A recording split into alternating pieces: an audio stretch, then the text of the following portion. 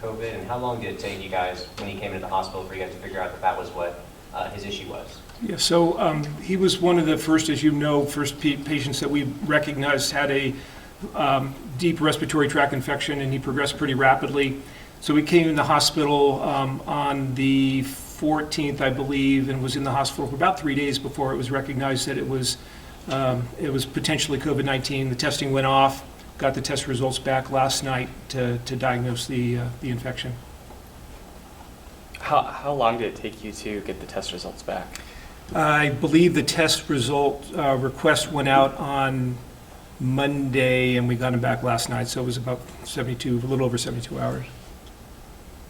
And do you know where this man has been recently?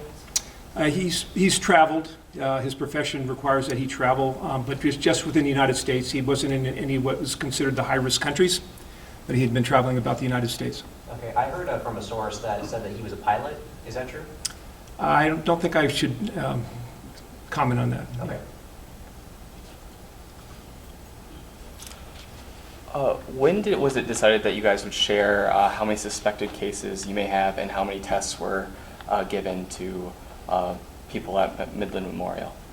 I'm not sure what the question is. Like, when was it decided that you would start sharing those numbers of tests given and suspected cases? I think as public concern has risen, there's been more and more inquiries about it. It's not anything that needs to be hidden.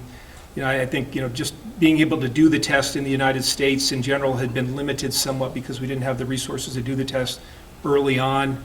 It's becoming more and more obvious that we can do it more regularly. The ingenuity in the industry of this country is just phenomenal. And when the need was there, a bunch of entrepreneurs got out there and started producing. So we have about 5 or 6 different vendors now that are able to do the test commercially, and they're outstripping what the government had been able to do originally, and it was all going through the CDC originally, and so now it's much more widely available. I'm not sure if you can share this, but you mentioned that the patient had been to a number of states before he was diagnosed here. Can you tell me how many states or which states? No. Okay. and not because I don't really mind telling you, I just don't really remember all the details. I know that he'd been through Colorado, but that's about the only other state that I can remember off the top of my head. Okay, and did you say, do you have a specific number of states, or you just knew that it was multiple? He just traveled. Okay. Are the cases under supervision, have they been out of the country or have they been traveling, or are they more based around Midland and Yeah, I honestly can't tell you for sure about all of their epidemiological backgrounds. I think that they are predominantly people that we would consider to be community acquired, except for one.